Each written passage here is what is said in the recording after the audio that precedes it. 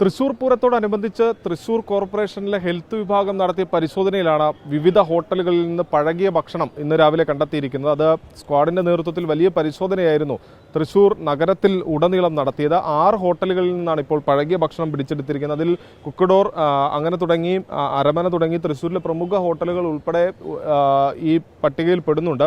ഈ ഹോട്ടലുകളുടെ എല്ലാം തന്നെ പേരെഴുതി ഈ കോർപ്പറേഷൻ മുന്നിൽ ഈ പിടിച്ചെടുത്ത ഭക്ഷണം അടക്കം പ്രദർശിപ്പിച്ചിരിക്കുകയാണ്. എത്രമാത്രം പഴക്കമുള്ള ഭക്ഷണങ്ങളാണ് ഇവിടെ നിന്ന് പിടിച്ചെടുത്തതെന്ന് ഈ ദൃശ്യങ്ങളിൽ തന്നെ വ്യക്തമാണ്. പല പ്രമുഖ ഹോട്ടലുകളിൽ നിന്നാണ് ഈ ഭക്ഷണം പിടിച്ചെടുത്തതെന്നുള്ളതാണ് ഏറെ സങ്കടകരമായിട്ടുള്ള കാര്യം. പലപ്പോഴും വലിയ വിശ്വാസത്തോടു കൂടി കയറി കഴിക്കുന്ന ഹോട്ടലുകളിൽ നിന്നാണ് ഇത്തരത്തിൽ ഈ പഴകിയ ഭക്ഷണങ്ങളടക്കം പിടിച്ചെടുത്തിട്ടുള്ളത്. എന്തായാലും പൂരം അടുത്തിരിക്കെ കൂടുതൽ പരിശോധനകൾ ശക്തമാക്കാനുള്ള ഒരു തീരുമാനത്തിലേക്കാണ് കോർപ്പറേഷൻ എത്തിയിരിക്കുന്നത്.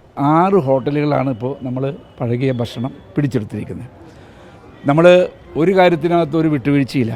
കാരണം നമ്മൾ മനസ്സിലാക്കണം, ഈ കോർപ്പറേഷൻ്റെ പരിധിയിലുള്ള എല്ലാ ഹോട്ടലുകാരെയും വിളിച്ചു വരുത്തുകയും പൂരവുമായി ബന്ധപ്പെട്ട് അവർക്ക് ഒരു കാരണവശാലും പഴകിയ ഭക്ഷണം അവിടെ ഉണ്ടാകാൻ പാടില്ല, ഫ്രഷ് ഭക്ഷണം കൊടുക്കണമെന്ന് പല പ്രാവശ്യം ആവശ്യപ്പെട്ടിട്ടും കോർപ്പറേഷനോടുള്ള വെല്ലുവിളി ആണ് ഞാനിപ്പോൾ ഇതിൽ നിന്ന് മനസ്സിലാക്കുന്നത്.